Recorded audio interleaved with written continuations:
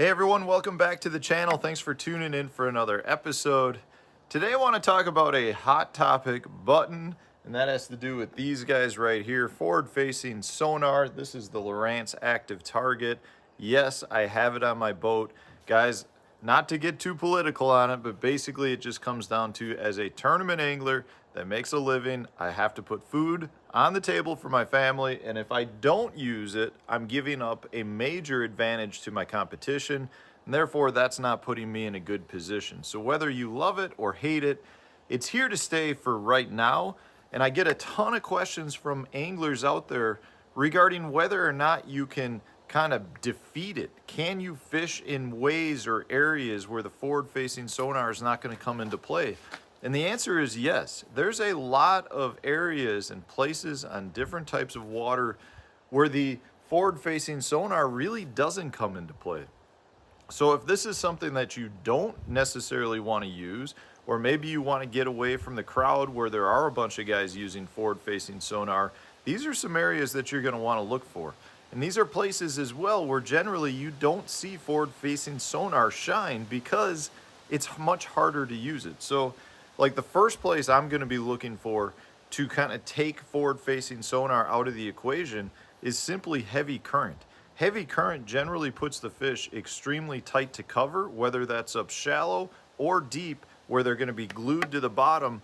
The forward-facing sonar has a very, very difficult time picking up those areas, separating the fish from the cover, separating the fish from the bottom. And because of that, generally forward-facing sonar isn't a major player anytime you're fishing big rivers like the St. Lawrence River, the Mississippi River. It can be very difficult at times to pick apart the fish from the bottom or from the cover that they're holding very tight to. Another type of body of water that you're going to want to potentially target to get away from this is just lakes that have heavy weed growth in it. Now, whether that's emergent or submergent grass, it becomes very difficult for people using forward-facing sonar to truly separate the fish from the grass if they're down inside of that grass. Now, if you've got areas where the grass is a little bit more sparse, you got bigger holes in the grass, you definitely can use it, but generally you're not going to be able to shoot far away from the boat either. And in those instances, what you're doing is you can potentially be limiting yourself if you're relying only on forward-facing sonar in those situations, because a lot of times you're not going to see the fish, or you're going to spook the fish by the time you can see them because you're only going to be able to shoot 15, 20 feet from the boat. There are definitely some anglers that have the ability and are good enough to really pick apart some of the fish from the grass, but I would be willing to bet you that the majority of anglers using forward-facing sonar do not find it to be all that helpful in the grass. In fact, a lot of times it can be a little bit detrimental if you've got grass that's growing to the surface, because it starts getting caught around the transducer itself and it can lead to some headaches. The last area where you don't see it come into play as much is in very shallow water. Generally, if you're talking about water that's 4 foot or less, you don't get great shooting distance from it, meaning you can't shoot 70 to 100 feet from the boat. You may be able to see some fish that are still close to the boat, but a lot of times in that shallow water, by the time you see them, you've actually spooked them. So you may be doing yourself a disadvantage in that instance as well. So if you're an angler that doesn't have it, the advantage for you would be to make a little bit longer casts, stay a little bit further away from some of the cover, and you're going to be able to present your bait to those fish that may be spooked from an angler that's relying solely on their active target or whatever forward-facing sonar that they have.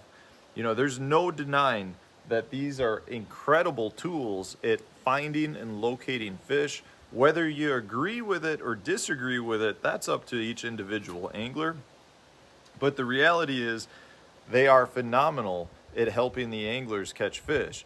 But there are weaknesses for them. Like I said, fast-moving water, shallow water, and heavy vegetation are areas where they do have some difficulty in terms of picking out the fish. Obviously, they really shine on finding those suspended fish that are out in the middle of nowhere because there's nothing to interrupt the transducer, the return for the transducer at that point. So you've got a very clear image.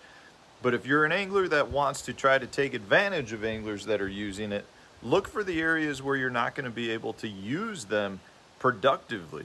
That's really what it comes down to. So I hope this answers some of the questions I've gotten. I get a lot of questions on a daily basis about my thoughts on it, how you can use it, how you can't use it, where you shouldn't use it. And I think it's valuable just to realize that as strong as a tool as it is, there's not always a time and a place to use it. There are some times where you're definitely putting yourself at a disadvantage if you're only relying on that. So hopefully this answers some of those questions, guys. Thanks for tuning in. If you enjoy my channel and have not subscribed yet, please hit that subscriber button, as well as liking the video if you enjoyed this one. Otherwise, stay tuned. We'll have a new video coming out tomorrow for you.